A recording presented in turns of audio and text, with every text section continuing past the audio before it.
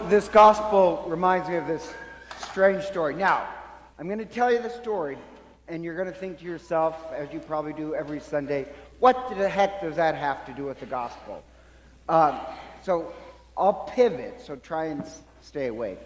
And there's this book I read maybe 2 years ago, I can't remember, called, oh no, I'm forgetting the book, Younger Next Year. And it was kind of a rage a couple years ago, if you have anybody ever read it. And I'll save you the $17 and tell you what the fountain of youth is, because they did all these studies and they did find this common denominator that keeps you younger.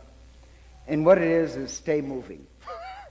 Just really, the worst thing that you can do to yourself is have this sedentary life. And one of the authors is telling a story that they found out that in this study, people that kind of lack passion, are very indifferent to life, they have more health problems. So the odd part is that they really have a little bit of passion, caring about something, getting active, stay active. You stay healthier longer. So basically, keep busy. And he tells a story where when he was a little kid, he was in elementary school, and he was shocked because he goes to class and the teacher asks one student, Jimmy, and asks him a question. And Jimmy, as a kid, says this reply back, I don't care. And the teacher just went on and asked another kid, but he said he was shocked, and at the dinner table that night, he had to tell the story, and he tells the story with enthusiasm. He says, Jimmy just don't care.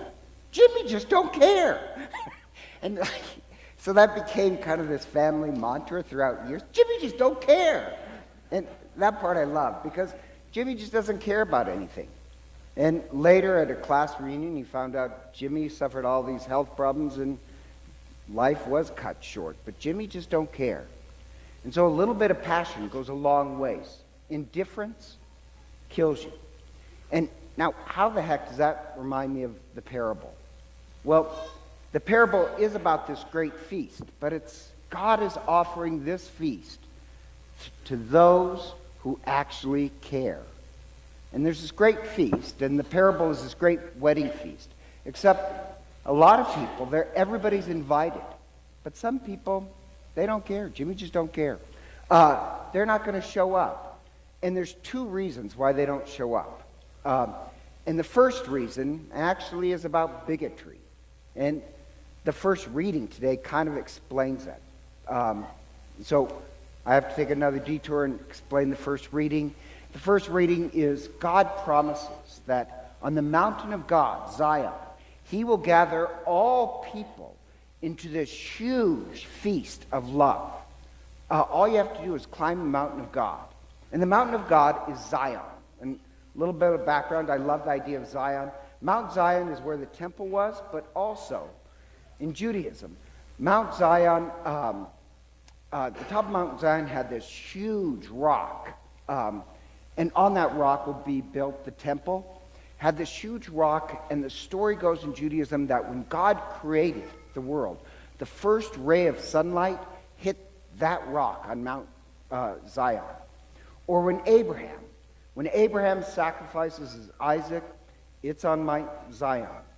And Mount Zion is the place where, through the centuries, all the great prophets and people gathered for a great feast. For all the Passovers, you had to go to Mount Zion to celebrate it. So on the top of Mount Zion was this temple. And the prophet, in today's first reading, says, Mount Zion is always the place from the beginning. That's the mountain of God, and God will gather not just the Jews, but everybody on earth to Mount Zion. There's no way you can really fit everybody on earth onto Mount Zion. So for Christians, it becomes this symbol of heaven. Heaven truly is the mountain of God. And just a little background, I love this. So when we built St. Ignatius School, one of our parishioners, I don't know how they did it, but they're able to get dirt from Mount Zion. And so when we blessed the ground, we mixed it with dirt from Mount Zion, which I just love, because the place that Abraham would have walked, the place we believe light first hit, hundreds and hundreds of feasts of God. It's right over there in the school, the soil is. Or have you ever noticed, like in churches in the 1950s, they always had stairs in front of the church? It was very handicap inaccessible. Do you remember those stairs you'd have to walk up? You know why they put those stairs there? It symbolized you're climbing Mount Zion to the temple of God. So now we don't have it, but there's supposed to be stairs up to an altar. The reason why is that you guys are climbing Mount Zion to the great feast. And the point being is that, to get to the great feast, it does take a little bit of work. But God wants to marry everybody, and that's actually what it is. It's a wedding feast. God wants to marry all people. You just have to climb the mountain. Or the parable. The parable is the king has a wedding feast, the wedding feast of the son. He sends out invitations to the first invited, but they don't care to come. Why don't they want to show up? They're invited to this wedding feast, and they don't bother to show up. Why? Because they don't like the bride. That's the reason. Who is the bride? Who is the son marrying? But all people. And Jesus addresses this parable to the leaders of religion. He's accusing them of being bigots. They don't want the great wedding feast of God and mankind to come together. They only care about their little group. So they don't accept the invitation. Or other ones, if you read the parable, they're really indifferent to the great feast. So they don't make any effort to climb the mountain.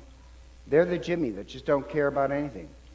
So they don't make it to the great feast. So the king, he sends out messengers to all the earth, to the byways and the highways. I want my house filled for my feast. Get everybody you can in. And so what prevents people from this great feast of love is bigotry and indifference. And so for us, we who gather for the feast, we should have some passion in our life. And then the other thing is this. I love this part of the gospel. It's weird, but the king is going through the wedding feast, and he sees somebody. I won't pick on you. Pick on Andy. He sees somebody improperly dressed, and he has them thrown out. Well, as a kid, I was like, well, that's kind of rude. But you have to understand, in first century wedding feasts, if you showed up, you would be given a wedding garment to put on. And the wedding garment, it's actually this, the alb. You get one at your baptism. You would have been given it. You just have to put it on.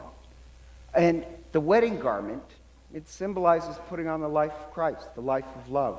Or St. Paul speaks about it as the garment of the good deeds of the saints. They're the works of love. You just have to wrap yourself in it. So the guy, what it shows is that he didn't put the slightest bit of effort in. He couldn't even put on a little bit of garments of love. And so he's kicked out.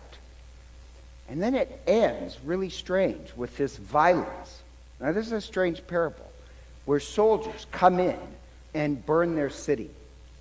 Well, technically, that is going to happen. After Christ dies, the Romans are going to come in and level Jerusalem. But the point is this.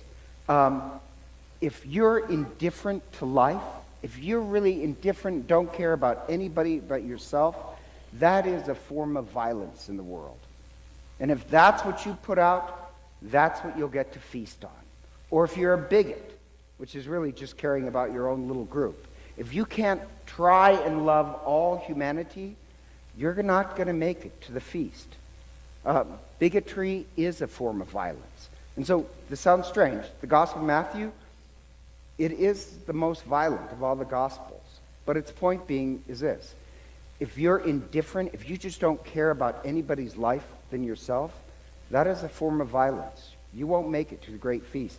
You're a bigot against other people. You won't make it to the great feast. So this morning, in a way, we're acting out this parable. We're the ones who have climbed the mountain of God. We're put on our baptismal garments, and we are trying to love everyone. We want to do a little bit of work in life of putting on the garment of love. So we're the ones who will be ready for the great feast of heaven.